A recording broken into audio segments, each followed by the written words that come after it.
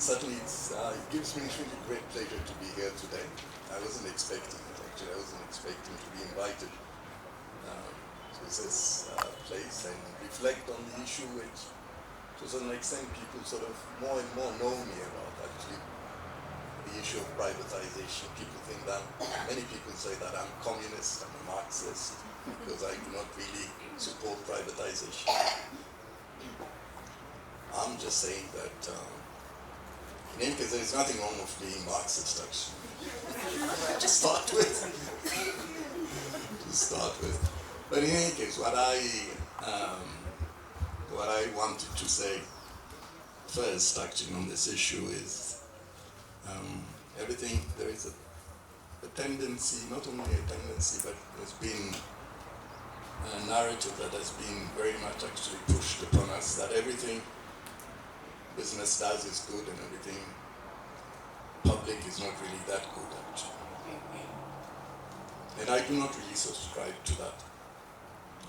I am not really saying that privatization is not really something that we shouldn't really discuss or we shouldn't really adopt, but I'm saying that there are certain things that can be privatized, but there are also certain things that can remain in the public domain. I mean, this is a starting point, and then we can discuss it, how, why, and so on and so forth. I think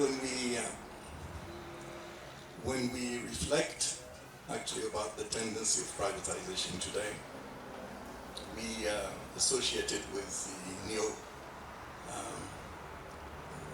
the neoliberalism actually concept. It's very difficult actually to say whether that is a concept, an ideology, a doctrine, a set of ideas. But one thing is sure, it goes beyond the domain of economics.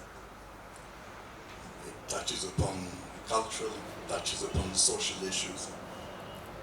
Basically what it does in the area of economics, which would be perhaps the main area of focus for me, is that it favors the rule of the market, actually. The market comes first above everything else, about the human, above everything else. There's no control, price control, there's no social issues, concerns.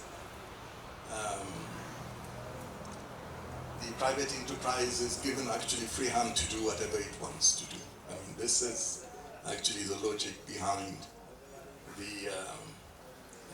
one of the neoliberal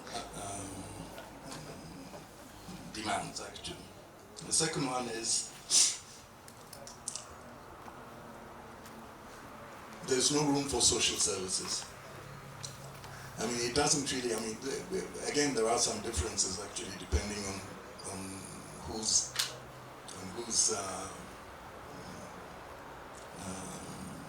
approach you sort of look into, but basically, the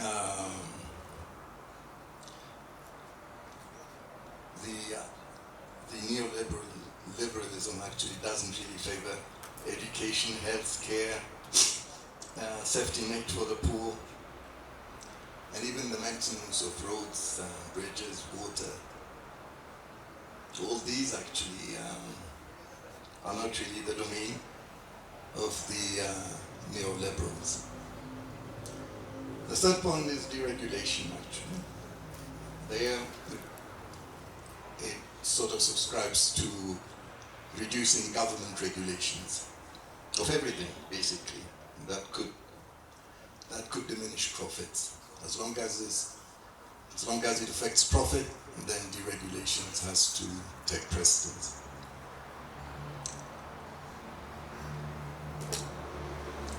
Privatization comes next, perhaps.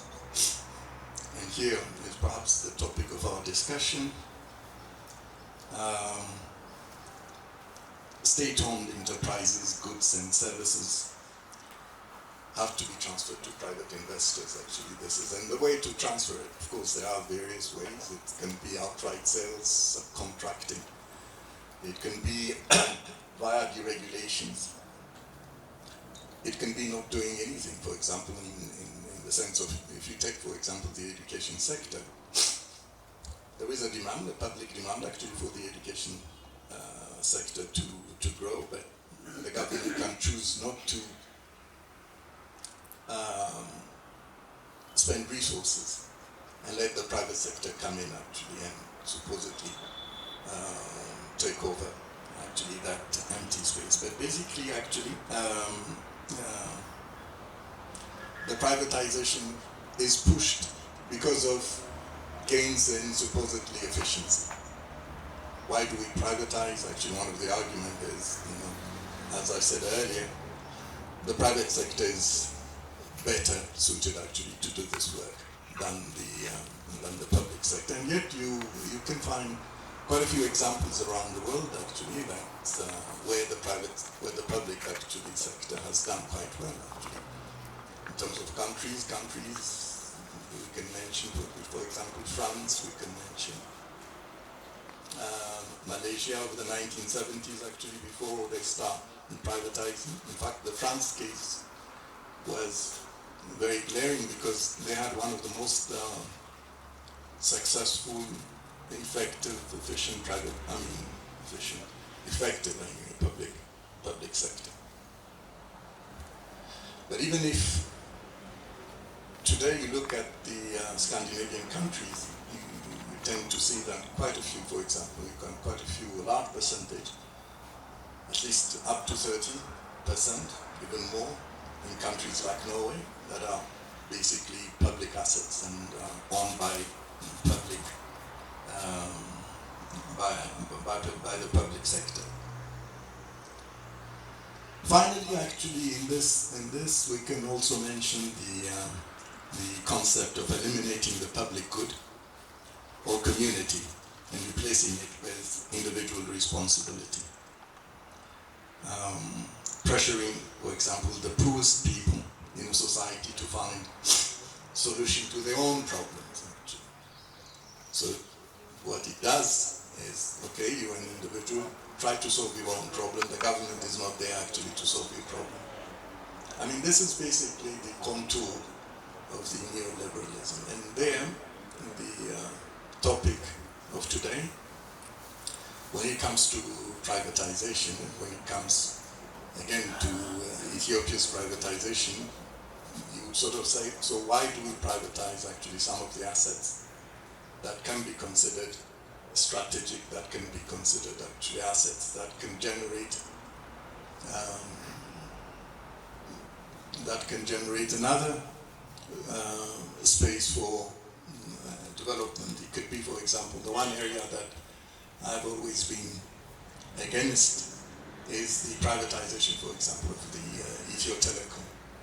I'm not even mentioning Ethiopian Airlines because that is another case. And earlier, Attorney Christos actually explained it quite well in one sentence. Actually, the input of Ethiopian Airlines actually to the country's foreign exchange actually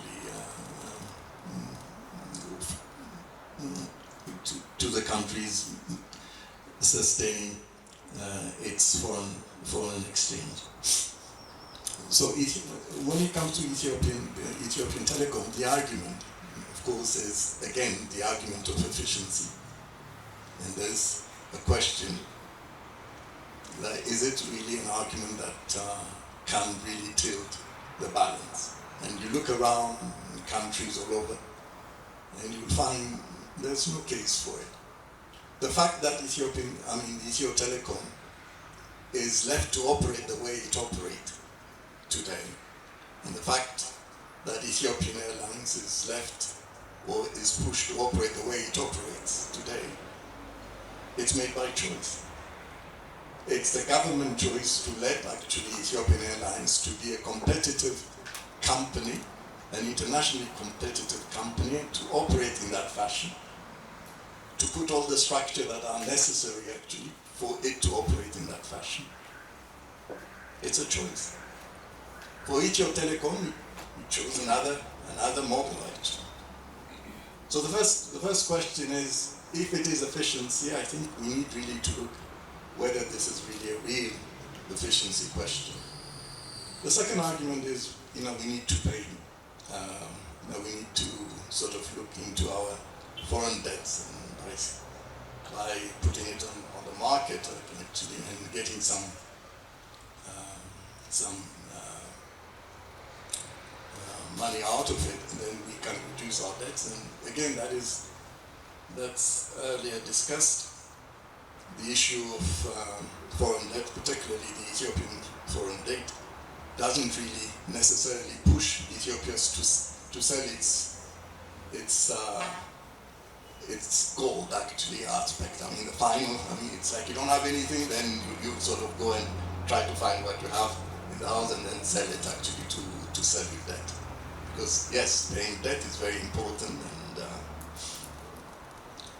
you will always have to pay debt unless, as someone said, it's cancelled. And the cancellation of debt is not really something new, as it was said earlier. It happened actually throughout centuries, actually, even before the advent of Christianity. So if it is not debt, if it is not efficiency, so you sort of say, what is it then? Is it corruption maybe? One gains something out of it actually because you are in a position to do that actually? This is a question, this is a valid question. Or is it again an ideological issue? Because we have chosen actually a path that favors market, and privatization is one area that needs to be implemented. So there are a number of issues actually that one has to put forward to find out actually and to determine why the Ethio Telecom, why the rush in fact also, not just the decision to sell it, but why the rush actually? Why not really sort of think it out actually and try to find something that would accommodate everybody on this issue? Because in the end, there is a confusion earlier, and I think I seem to detect that when something is privatized, there is a tendency to feel that there is transparency. In fact, that's not really the case. It can't be. When something is private, there's no access to it. It's closed. It's not for you to see how things are done. When something is public, it's for everybody actually to sort of come and ask, use, take advantage of it because it's public. And I think the major difficulty and the major sort of issue that why public assets or public companies are not doing well, supposedly, as a private sector, because the public companies are made to operate with a minimum, actually, service provision plans. A minimum. A minimum that can sort of provide services to the poor, as well as to the middle class and the rich. But the problem is, if you want to sort of a better service, then someone has to pay. And the middle class is not really willing to pay. The rich are certainly not willing to pay. And so the minimum services that is provided by the public companies are always open for criticism. And that is something that when we sort of look at the public-private actually issues, one has to sort of also take into account this part of it.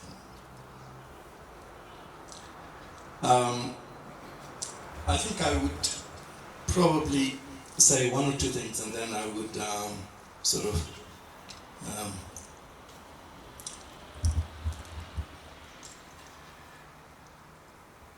the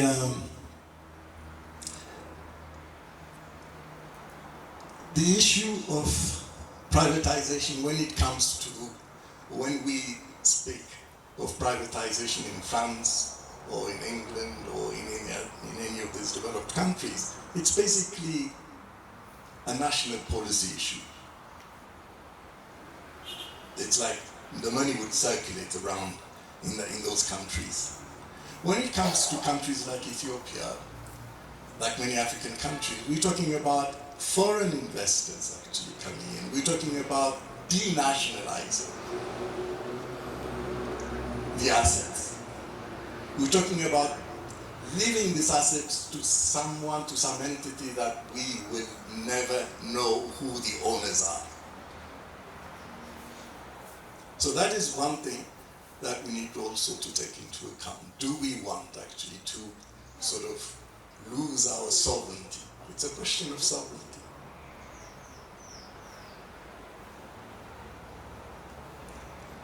So I think I have touched upon actually some of the major issues that I wanted actually, to present to you.